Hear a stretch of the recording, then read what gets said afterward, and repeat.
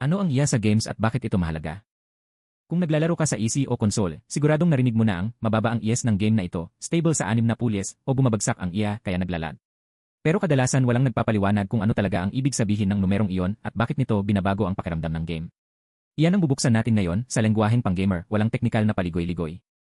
Ano ang IA sa games sa praktika? Ang IA ay frames per second, ibig sabihin kung ilang larawan ang ipinapakita ng game sa screen bawat segundo. Isipin ang game na parang maraming litrato na mabilis na dumadaan ng sunod-sunod. Kapag marami ang litrato bawat segundo, mukhang malinis ang galaw. Kapag kaunti, nagiging mabagal at bitin. Kaya kapag sinabing 30 pulyes, 30 larawan bawat segundo ang nakikita. Kapag 60, 60 larawan at pataas. Bakit mas maraming frames ay mas malinis ang galaw? Isipin ang dalawang sitwasyon. Sa una, tumatakbo ang karakter at smooth ang camera. Sa isa pa, para siyang tumatalon kada posisyon. Sa una, mas maraming frames kaya nakikita ng utak ang tuloy-tuloy na galaw.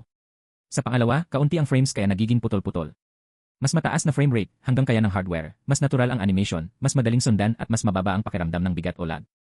Lira, hardware at monitor, kani-kanyang tungkulin. Hindi basta lumilitaw ang frames. Sili ang nasa likod ng game logic, physics, lie, at mga kalkulasyon.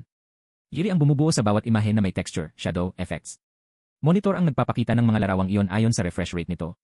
Kung kaya ng AI na gumawa ng 120 frames per second pero 60 lang ang monitor, hanggang 60 lang ang makikita mo. Kaya maraming tao ang nagsasabing dapat tumugma ang IA sa refresh rate ng screen. Ilang IA ang itinuturing na maganda? Walang numerong perpekto para sa lahat pero maaaring ganito. Mga 30 lila ay playable pero hindi ganun kalinis. Mga 60 lila ay komportableng level para sa karamihan. Higit pa gaya ng 70, 120 pataas, ramdam ang diferensya sa mabilis at competitive games, lalo na sa sanay na players. Mas mahalaga ang stability kaysa eksaktong numero. Ang game na pabago-bago ang IA ay mas nakakainis kaysa sa game na steady pero medyo mababa. Paano naapektuhan ng IA ang aim at reaction? Sa online games, lalo na shooting, fighting o mabilisang laban, direktang naapektuhan ng IA kung paano mo nakikita ang nangyayari. Mas maraming frames, mas tuloy-tuloy ang galaw ng kalaban at mas madaling i-track at i-adjust ang aim. Bukod doon, mas madalas ma-update ang screen, kaya mas kaunti ang pagitan ng paggalaw mo ng mouse o pagpindot at ang nakikita mong resulta, kaya mas mabilis ang pakiramdam ng response. Kailan dapat unahin ang IA kaysa graphics? Maraming nagtatanong, mas maganda bang maglaro ng maganda o maglaro ng mas smooth? Depende sa style ng game at sa iyong priority. Sa competitive games, maraming players ang nagbabawas ng shadow, effects at detalye para mas mataas ang IA at mas mabilis ang gameplay. Sa mga game na chill, story at exploration, minsan okay nang mas mababa ang IA kapalit ng full graphics. Ang punto, piliin mo ang balanse na bagay sa estilo mo. Buod para sa susunod na laro.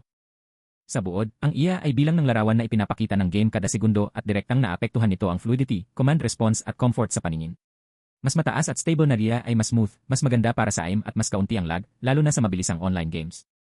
Ngayon ikaw naman, sa mga game mo ngayon, masulit bang bawasan ang graphics para dagdag gira o masaya ka na sa kasalukuyan?